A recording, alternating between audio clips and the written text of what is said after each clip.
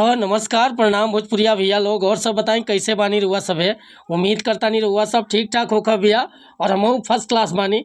तो स्वागत बाटे आप सबके राइटर विजय बागी के चैनल पर। और आज उपस्थित बानी भैया रुआ सबके बीच में लेके भोजपुरी मैटर जौन की प्रमोद भैया के ट्रैक पर लिखले बानी परी लागेलू ट्रैक है। अब बहुत बेटर मैटर लिखले बानी रुआ सब खतरा।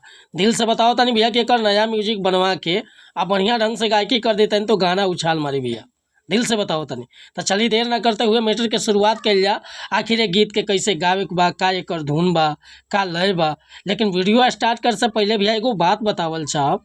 रउआ अगर नया सिंगर बानी आ सिंगिंग में इंटरेस्ट बा, अच्छा मैटर के तलाश में भटकतानी, बढ़िया गीत नहीं खे मिलत, बढ़िया तुकबंदी नहीं खे मिलत, चाहे मन पसंद के मैटर नहीं खे मिलत, तो भैया अगर हमरा चैनल पर आ गइल बानी एकदम निश्चिंत रही, निराश भइला के जरूरत नहीं खे।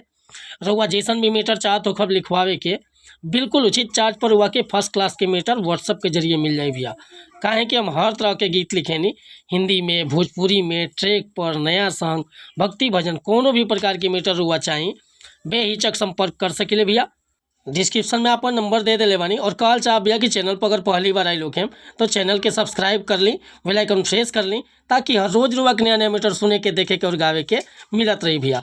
आज के ट्रैक बाटे परी लागेलू, प्रमोद भैया के गाना बड़ा ट्रेंड के ले बा, वही धुन पर लिखले बन। देखी कैसे गाओगे बा गीत के कि हमर भौजी के बहिन लागेलू, साली बड़ी कमसीन लागेलू, ओ हमर भौजी के बहिन लागेलू, साली बड़ी कमसीन लागेलू, बाबे गजबे तोहार मुस्कान, खट्टा मीठा नमकीन लागेलू, बाबे गजबे तोहार मुस्कान, खट्टा मीठा नमकीन लागेलू, हमर भौजी के बहिन लागेलू, साली बड़ी कमसीन लागेलू, ओ हमर भौजी के बहिन लागेलू, साली बड़ी कमसीन लागेलू।